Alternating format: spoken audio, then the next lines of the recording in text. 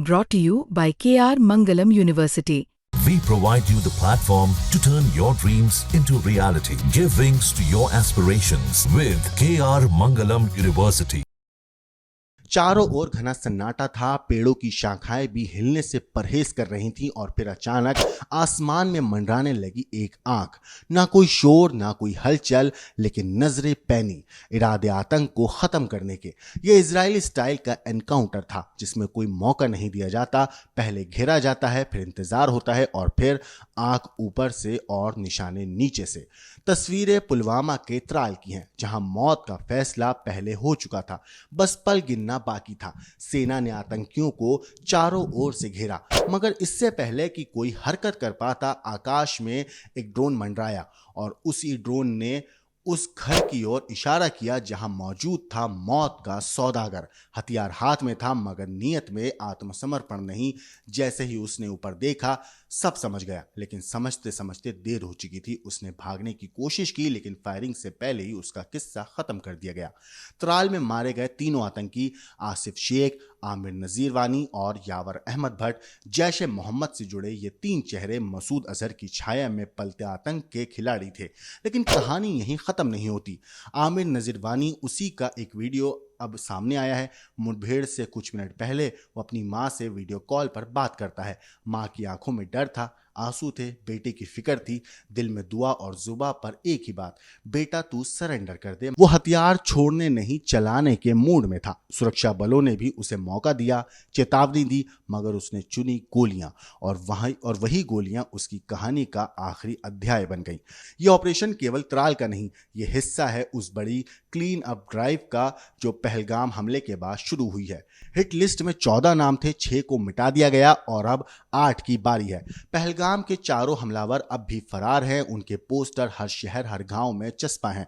सिर पर इनाम का ऐलान हो चुका है, लेकिन अब सवाल है कि बाकी बचे आतंकियों को उनके अंजाम तक कब पहुंचाया जाएगा। नमस्कार दोस्तों, मेरा नाम है मोहम्मद आसिम और आप देख रहे हैं क्राइम तक। यह है सेना का इजराइल स्टाइल एनकाउंटर। तस्वीरें पुलवामा जिले के त्राल की हैं। आप देख सकते हैं, पहले आतंकियों को सेना ने घेरा, फिर ड्रोन की मदद से आतंकियों की लोकेशन पता लगाई गई, ताकि पता चल सके कि कितने दहशतगर्द हैं और कहां छिपे हुए हैं। आप देख सकते हैं, घर के अंदर आतंकी मौजूद था। आतंकी के हाथ में हथियार भी है, लेकिन आतंकी ड्रोन को देख पाता और भागता उससे पहले ही सुरक्षा बलों ने उसे ढेर कर दिया। Forces today got specific information regarding the movement of terrorists here. Accordingly, this area was cordoned. Sir हाथ which led to the ensuing नीचे रखो जनाब। which led to the ensuing of fierce gun battle, and that turned out to be an encounter. We have observed certain bodies of terrorists. बड़ी बात यह है कि 48 घंटे से ज्यादा का वक्त हो चुका है और 2 बड़े एनकाउंटर हो चुके हैं। लश्कर और जैश के 6 आतंकियों को सुरक्षा एजेंसियों ने मिट्टी में मिला दिया है। कश्मीर में पिछले 2 दिन से ये दूसरा ऑपरेशन, जहां शोपियन, जहां 3 लश्कर के कार्डर को जो है मार गिराया गया लोकल, और अब 3 और, लेकिन इस बार जैश था निशाने पे। सुरक्षा एजेंसीज का माने तो ये लोकल्स हैं, और पिछले अगर आप 3 से 4 दिन की बात करें तो लोकल्स ही जो है निशाने पे है। लेकिन खतरा बना हुआ है, चैलेंज नॉन लोकल्स हैं, एफटीज, जिनका नंबर जो है अलग अलग एजेंसीज ने अलग अलग दिया है।